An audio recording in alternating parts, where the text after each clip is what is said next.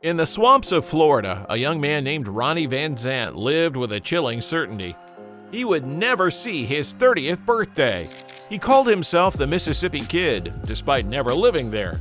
He held guns to bandmates' heads, knocked out teeth twice, and forged their sound in a hellish cabin. Then came the nightmares, the premonitions, and a plane crash that fulfilled his darkest prophecy. This is the cursed destiny of Lynyrd Skynyrd's leader. To understand Ronnie Van Zant, you have to understand where he came from. The blue-collar Jacksonville neighborhood known as Shantytown wasn't just an address. It was a forge that shaped men out of boys through necessity and grit. The Van Zant family home on Woodcrest Road, which still stands today as a testament to those simpler times, was ground zero for what would become rock and roll royalty. But the real architect of Ronnie's character was his father, Lacey Van Zant, a truck driver by day and a Golden Gloves boxer with at least 36 professional bouts under his belt. Lacey didn't just teach his sons to throw punches, he taught them a philosophy that would define Ronnie's entire approach to life. As Ronnie later told Cream magazine, his father's wisdom was simple but profound. If a man says he's never been beaten, that's just because he hasn't fought enough times. This wasn't just tough love, it was survival training for the music industry's battlefield. The seeds of Lynyrd Skynyrd were planted on dusty Little League diamonds, where young Ronnie met future bandmates Gary Rosington and Bob Burns as rivals on opposing teams. But even then, Ronnie's dual nature was evident. By day, he was consumed by baseball and fishing, two passions that would remain with him throughout his life. But there was always an edge, a readiness for confrontation that set him apart. Roadie Craig Reed recalled a perfect example of this duality. Picture this, Ronnie heading out for a peaceful day of fishing on the St. Johns River, but armed with a billy club and accompanied by his two pet chihuahuas. When Reed asked about the weapon, Ronnie's response was pure Van Zant. "Damn gators think my dog's dinner, and that's why I got the billy. I'll bip them in the nose." Even his hobbies came with a side of violence. This volatility eventually caught up with him at Robert H. Lee High School, where a street fight led to an arrest for attempted murder. Though he was later acquitted, the incident established his reputation as what locals call a tearaway, someone who solved problems with his fists first and asked questions later.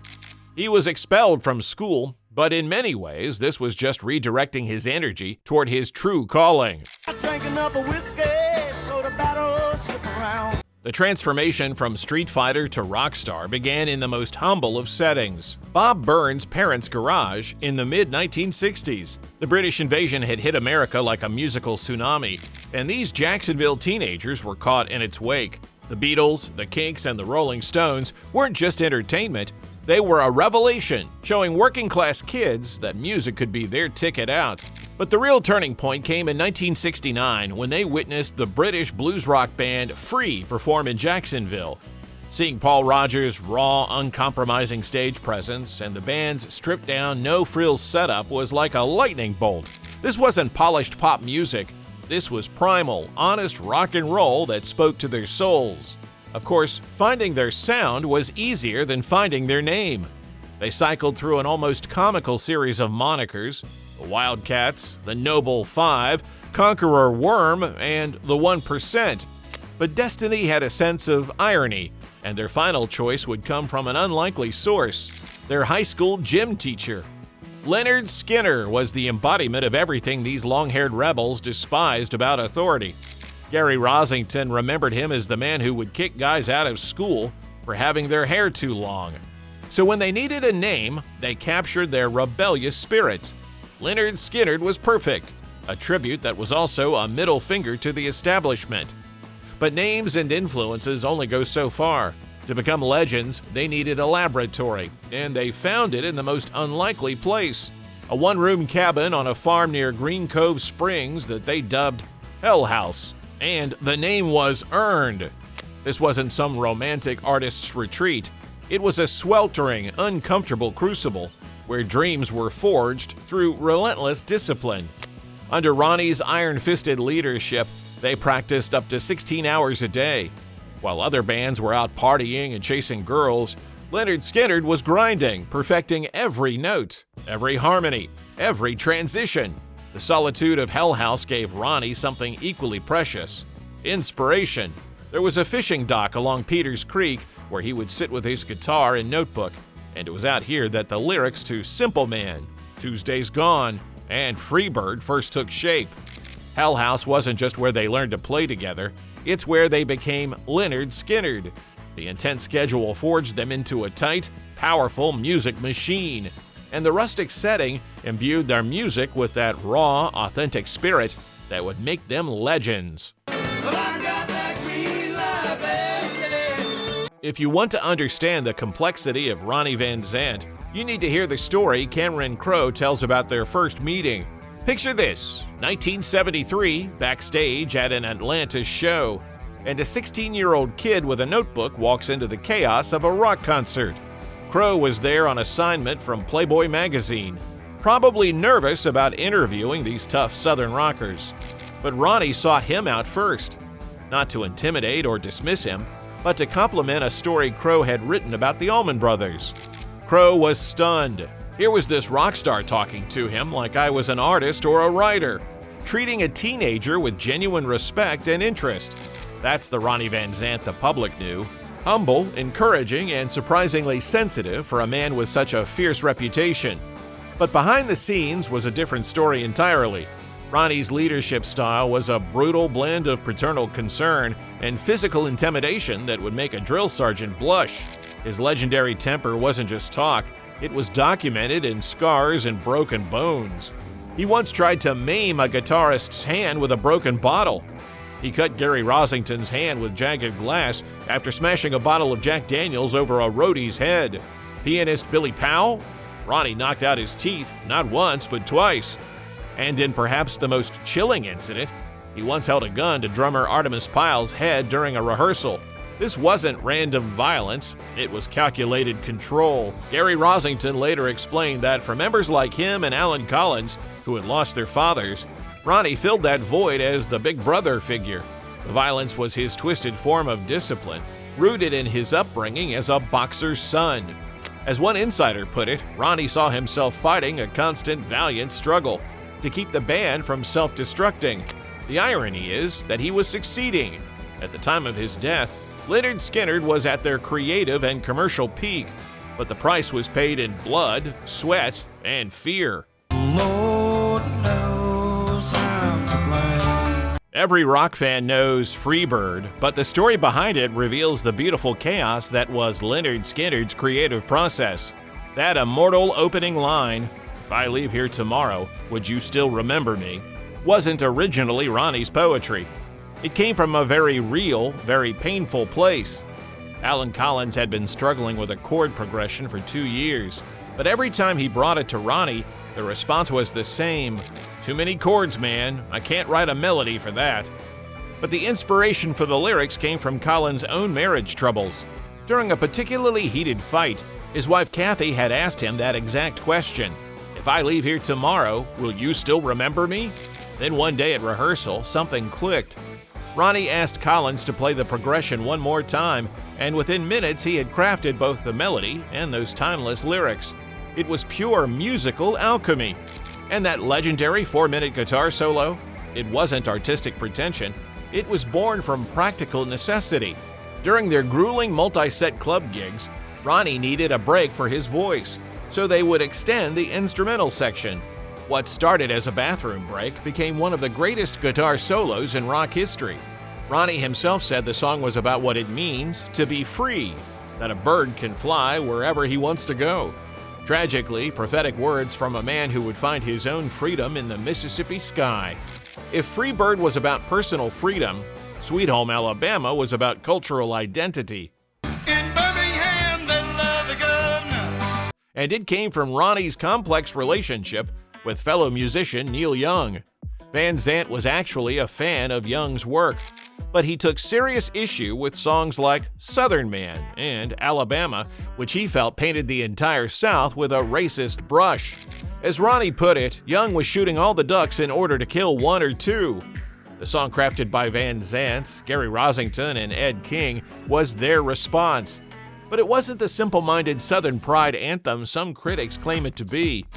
Listen carefully to those backing vocals, and you'll hear the voices of Mary Clayton and Clyde King, prominent black studio singers who lent their talents to what some called a racist anthem. More tellingly, when asked about Alabama Governor George Wallace, Ronnie was crystal clear. "Wallace and I have very little in common. I don't like what he says about colored people." This was the complexity that critics often missed. Southern pride wrestling with Southern guilt, wrapped in a melody so infectious, it became their biggest hit. But if you want to understand Ronnie Van Zant's soul, you have to listen to Simple Man. Written in about an hour with Gary Rosington, it came from the most personal place imaginable. Stories they shared about advice from their mothers and grandmothers, both of whom had recently passed away. The song is pure distilled wisdom, the kind of advice that gets passed down through generations of working-class families. But here's the kicker. Producer Al Cooper initially thought the track was too weak and didn't want it on the debut album. Ronnie's response was vintage Van Zant leadership. He told Cooper to take a couple of days off and come back until the song was finished. The producer eventually admitted he was wrong, but this story highlights something crucial about Ronnie's artistic vision. He was absolutely unwavering in his commitment to authenticity. The struggles and values he wrote about weren't just lyrical themes, they were his life. The final chapter of Ronnie Van Zant's story reads like a supernatural thriller, filled with premonitions so specific and chilling that they defy rational explanation. Remember, this was a man who had spent years telling everyone who would listen that he wouldn't live to see his 30th birthday. In the days leading up to October 20th, 1977, the warnings multiplied. Backup singer JoJo Billingsley was plagued by recurring nightmares about the plane crashing, begging the band not to fly. Keyboardist Billy Powell had witnessed flames shooting out of the plane's right engine during a flight just days before. These weren't vague feelings of unease. These were specific, terrifying visions of the tragedy to come. Despite these omens, the show went on. October 19th, 1977, Greenville, South Carolina. What none of them knew would be Ronnie Van Zant's final performance. And in a moment that sends chills down your spine, he closed the show with the opening lines of Freebird. "If I leave here tomorrow, would you still remember me?" 24 hours later, they were boarding a chartered Convair CB-240 bound for Baton Rouge, Louisiana. At 6:52 p.m. on October 20th, 1977, the plane ran out of fuel somewhere over the Mississippi wilderness. Billy Powell later described the pilot's eyes filling with shock as he yelled, "Oh my God, strap in!" The aircraft skimmed along a tree line before splitting apart as it struck a massive tree near Gillsburg, Mississippi. Survivors described the sound of impact as 1,000 baseball bats hitting the plane's fuselage. Ronnie Van Zant, who had not been wearing a seatbelt, was thrown from his seat and died instantly from head injuries. He was 29 years old, just 3 months shy of his 30th birthday. The prophecy was complete.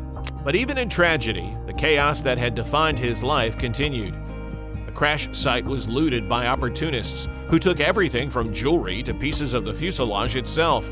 Meanwhile, drummer Artemis Pyle, broken ribs and all, crawled through the wreckage to find help. When he finally reached a farmhouse, the owner mistook him for an escaped convict and shot him in the shoulder. Even in their darkest hour, Lynyrd Skynyrd couldn't catch a break. Death, they say, is the great equalizer.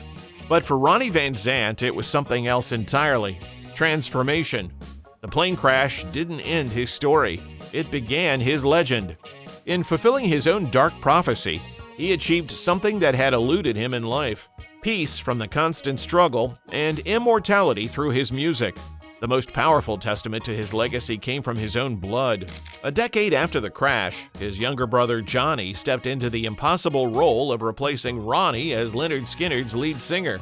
Brother Donnie continued the musical dynasty with 38 Special.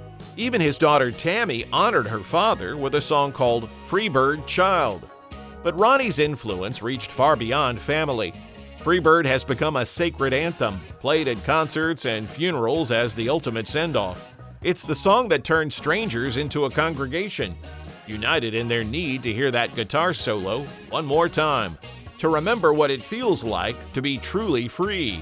The physical places that shaped him have become pilgrimage sites.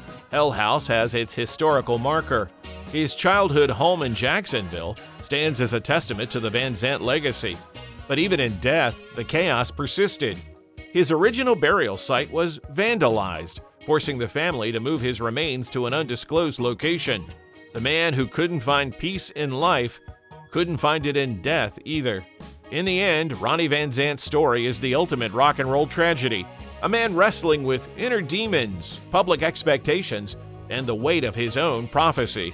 His music was the raw, unfiltered soundtrack to that struggle. The plane crash, devastating as it was, sealed his place in history and transformed his personal conflicts into a timeless narrative of authenticity, struggle, and the price of artistic vision. He achieved the very immortality he seemed to question in his lyrics. His voice continues to echo through bar rooms and highways, at weddings and funerals, wherever people gather to remember what it means to be free. Like the free bird he sang about, his spirit could not be contained by the boundaries of mortality. The Mississippi Kid found his destiny exactly where he said he would, in the forests of Mississippi, transforming from man to myth in a single terrible moment. But myths, unlike men, live forever. What's your favorite untold Ronnie Van Zant story? Drop it in the comments below. And don't forget to like and subscribe for more deep dives into rock history's greatest mysteries.